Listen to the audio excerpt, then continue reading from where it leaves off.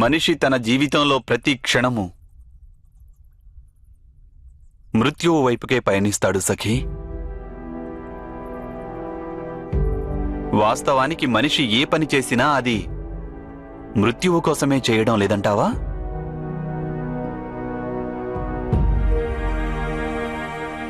వసంతంలో చివురించేటటువంటి ప్రతి ఒక్క పత్రము మళ్లీ శిశిరంలో రాలేందుకే చివురించడం లేదా?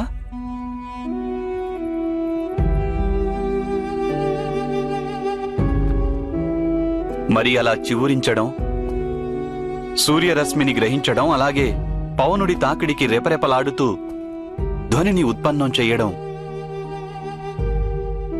ఇవన్నీ వ్యర్థమేనా?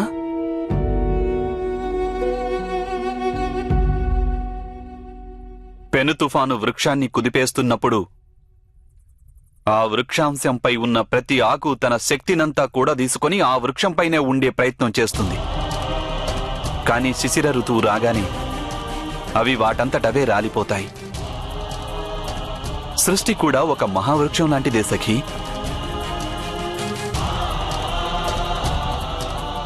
అలాగే ప్రతి మనిషి, పశుపక్షాదులు ఈ వృక్షంపై జన్మించి పెరిగి రాలిపోయే ఆకులే.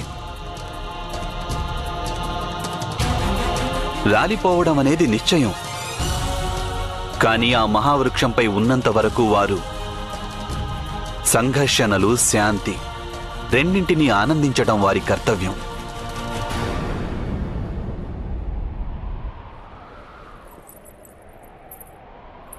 ఇందులో నాకు ఏ ఆనందము కనిపించడం లేదు గోవిందా.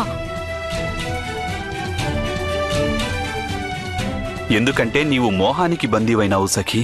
అవును, నేను మోహానికి బందీనైనాను. కానీ ఈ యుద్ధంలో మాకు విజయం లభిస్తే అప్పుడు కూడా నాకు ఏ సుఖము లభించదంటావా? సుఖం కోసం యుద్ధం చేయమని నేనెప్పుడు చెప్పాను సఖీ? ప్రతీకారం, ప్రతిష్ఠ, సంపదల కోసం యుద్ధం చేయమని నేనెప్పుడు సలహా ఇచ్చాను?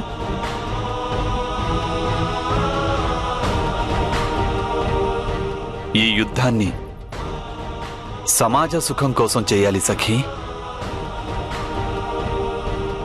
అధర్మాన్ని నాశనం చేసేటందుకు, ధర్మాన్ని పునఃస్థాపించేందుకు మనం యుద్ధం చేయాలన్నాను. ఇంతటి మహాత్యాగాన్ని మేమే ఎందుకు చేయాలి గోవిందా? ఎందుకు?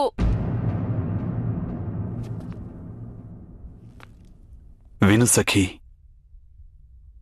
మానవ సమాజం రూపొందించిన నీతి, ఆదర్శం, ధర్మం ఇవన్నీ సముద్ర తటంపై నిర్మించిన ఇసుక భవనం మాదిరిగా ఉంటాయి.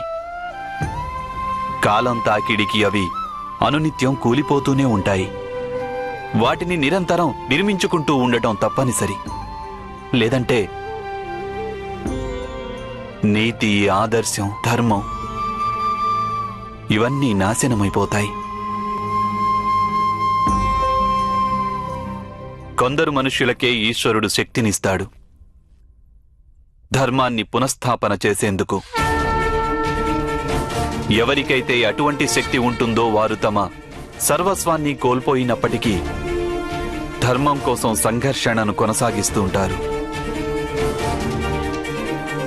అది ఆ శ్రీరామచంద్ర ప్రభువు కావచ్చు, లేక పరశురామ ప్రభువైనా, లేక వామనావతారమైనా. ధర్మ సంస్థాపనకై కృషి చేసే వారికే నిరంతరం పూజలు చేస్తుంటుంది ఈ లోకం.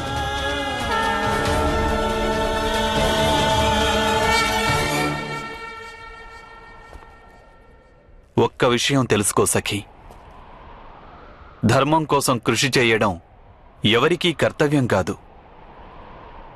అదొక నిర్ణయం, ఒక సంకల్పం. నీకు కూడా ఈ యుద్ధమేమి కర్తవ్యం కాదు, సమాజ హితం కోసం తీసుకున్న ఒక సంకల్పం అది. నీవు ఎప్పుడైనా సరే ఈ సంకల్పాన్ని వదులుకోవచ్చు. అందువలన నీకు పుత్రులు, భర్తలు, పౌత్రులు వీరి నుంచి సుఖం లభించవచ్చు. కాని కోట్లాది మంది మానవుల మాదిరిగా నీవు కూడా కాల ప్రవాహంలో కొట్టుకుపోతావు సఖీ. నీ జీవితం వ్యర్థమైపోతుంది.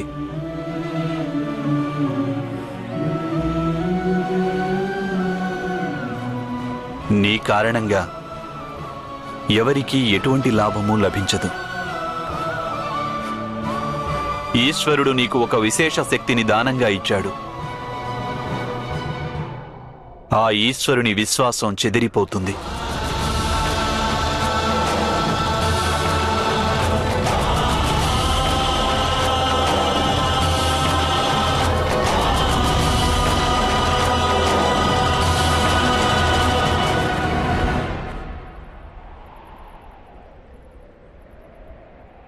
నిర్ణయం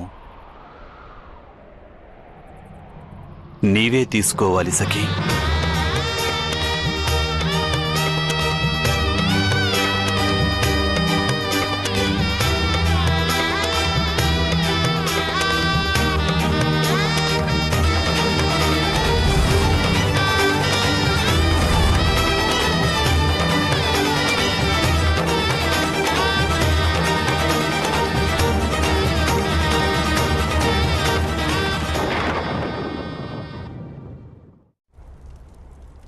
యోగమాయ మళ్ళీ విష్ణుమూర్తిలో ఐక్యమైందా మామయ్య?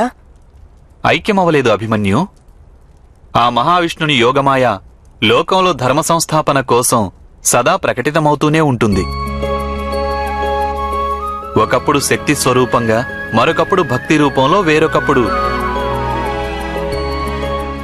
ఒక వ్యక్తి రూపంలో. మీరు జన్మించగానే ఈ విధంగా అద్భుత మహిమలు ఎలా చేశారు మామయ్య?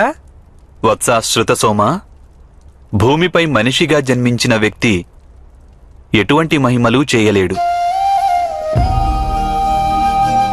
ఒక స్త్రీ గర్భం నుంచి జన్మించినవాడు పంచభూత సమ్మిళితమైన ఈ శరీర నియమాలకు బద్ధుడై ఉంటాడు. వానిపై జననం, వృద్ధాప్యం, రోగం, అలాగే మృత్యువు, ఈ చతుష్టయ ప్రభావం నిశ్చయంగా ఉంటుంది. కానీ మహిమలు జరిగాయి కదా మామయ్య? అవశ్యం అవి జరిగాయి శతానీక. కాని ఆ మహిమలన్నీ సర్వేశ్వరుడు చేశాడు.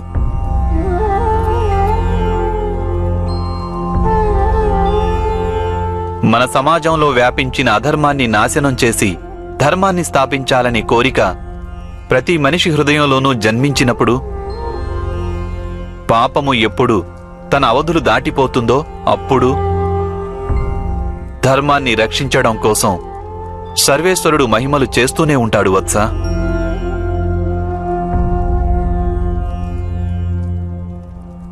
ధర్మాన్ని స్థాపించేందుకు మనిషి ఎప్పుడు తన స్వార్థాన్ని, తన ప్రలోభాన్ని, ఈ రెండింటినీ త్యాగం చేసి బలిదానమిచ్చేందుకు సంసిద్ధుడవుతాడో అప్పుడు యావత్ సృష్టి మహిమలతో నిండిపోతుంది. మా మాత దేవకి, మాత యశోద చేసిన బలిదానాల కారణంగానే నాడు కారాగారంలో మహిమలు జరిగాయి వత్స. సృష్టి సమతౌల్యమంటే ఇదే. కాని సర్వేశ్వరుడు మహిమలు ఎప్పుడు చూపిస్తాడంటే, మన సమాజంలో నలుదిశలా అధర్మం వ్యాపించి ఉన్నప్పటికీ మనిషి హృదయంలో ధర్మం కొలువుంటేనే. మనిషి సంఘర్షణల పట్ల భయభ్రాంతం కాకుండా ఎప్పుడూ పాపాన్ని ప్రతిఘటిస్తూ, మనిషి తన శాయశక్తులా ప్రయత్నిస్తూ తుదిశ్వాస వరకు యుద్ధం చేస్తాడో అప్పుడు వాని రక్షణ కోసం సర్వేశ్వరుడు మహిమలు చూపుతూనే ఉంటాడు వత్స. నాడు ద్యూత సభలో కూడా పాండవులందరికీ అనేక అన్యాయాలు జరిగాయి. కాని వీరందరూ ధర్మాన్ని ఏమాత్రం విడనాడలేదు.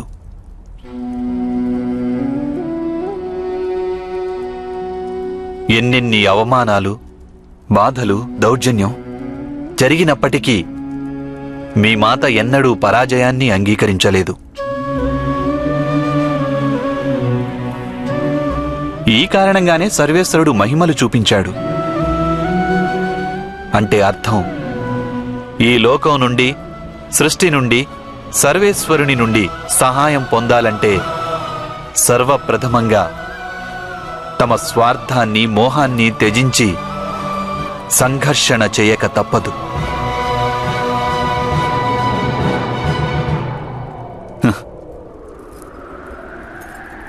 యథార్థమే పలికాను కదా సఖీ?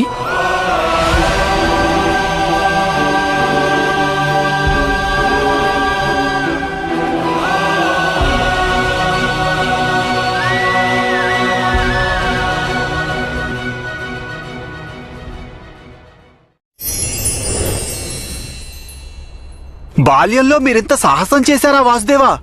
అయితే మీకు ముందే తెలుసా మీ చేతులలో ఆ కాళీయుడు పరాజితుడవుతాడని? అవశ్యం నాకు తెలుసు వత్స. సర్వేశ్వరుడు నాకు విశేష శక్తినిచ్చాడు. ఈ కారణంగానే వాని పరాజయం నా చేతుల్లో జరగాలనుంది. ఏమిటా విశేష శక్తి మావయ్య? సర్వేశ్వరుడు నాకు అద్భుత శక్తినిచ్చాడు వత్స.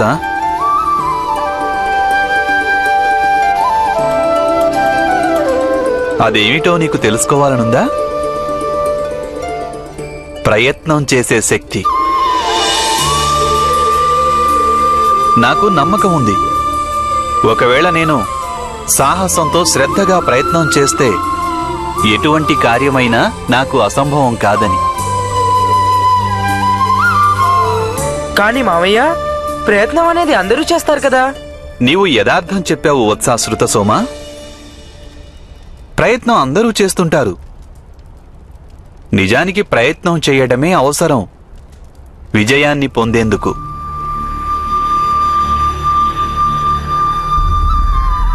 వాస్తవం చెప్పాలంటే మీరనుకునే ఆ విశేష శక్తి ఏదీ నాకు లేదు. ఆ సర్వేశ్వరుడు అన్యులెవరికీ ఇవ్వనిది. సర్వేశ్వరుడు పక్షపాతం వహించడు.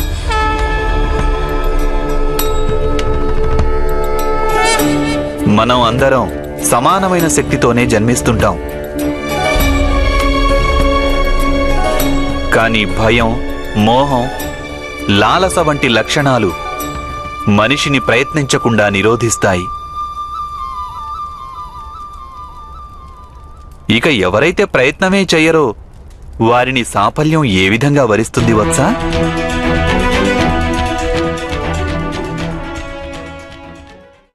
కానీ మీరు ప్రాణాలు కోల్పోయి ఉండొచ్చు కదా మామయ్య? ఈ ప్రాణాలు ఏదో ఒక రోజున కోల్పోవలసిందే కదా వత్సా? ఎవరు ఏ ప్రయత్నం చేసినా సాఫల్యానికి వైఫల్యానికి అవకాశం సరి సమానంగా ఉంటుంది. కానీ ఏ ప్రయత్నమూ చేయకుండా ఉంటే వారికి 100కి 100 పాళ్ళు వైఫల్యమే మిగులుతుంది. గుర్తుంచుకోండి కుమారులారా, ఇతరుల అన్యాయాన్ని, అత్యాచారాన్ని, అధర్మాన్ని ఎదిరించి సంఘర్షణకు ప్రయత్నించడంలో కేవలం ఒకే ఒక హాని జరగవచ్చు. అలా జరిగే హాని మృత్యువు. కానీ ఏదైనా భయం గాని లేక మోహం కారణంగా ప్రయత్నం అనేదే చేయకుంటే 2 విధాలుగా హాని జరగవచ్చు. మనలో ఆత్మబలం క్షీణిస్తుంది, ఇంకా అధర్మపరుల అధర్మం పెరుగుతుంది. నేను చెప్పిందంతా యథార్థమేనా సఖీ?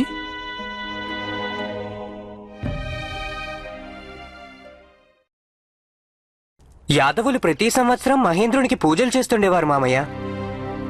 కానీ ఒకసారి మాత్రం ఆ పూజని చేయరాదని మీరు ఎందుకు నిర్ణయించారు? వత్స అభిమన్యు, జగత్తులో వాస్తవికమైన అధర్మం కేవలం ఒక్కటే. ఎందుకంటే ఏ అధర్మమైనా కేవలం ఏదో ఒక విధమైన భయం కారణంగానే జన్మిస్తుంటుంది.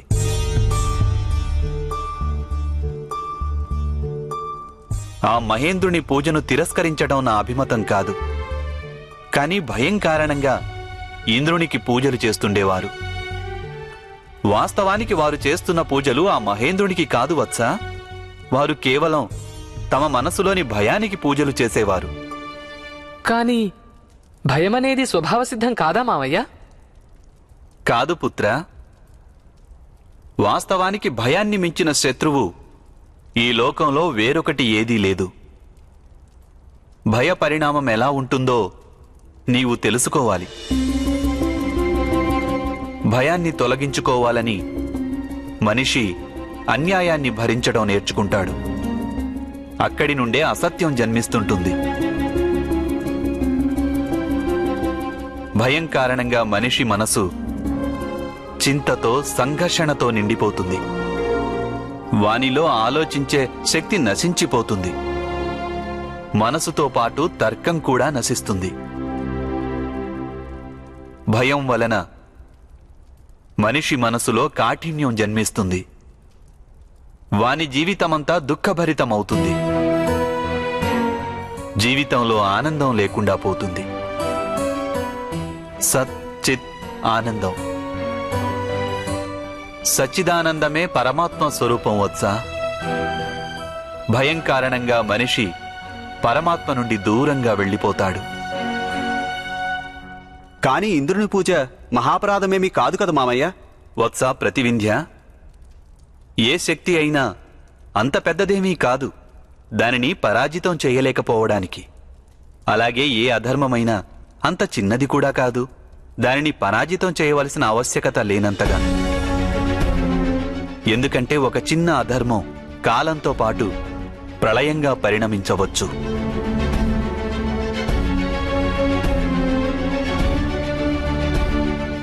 నేను వాస్తవమే చెప్తున్నాను కదా సఖీ.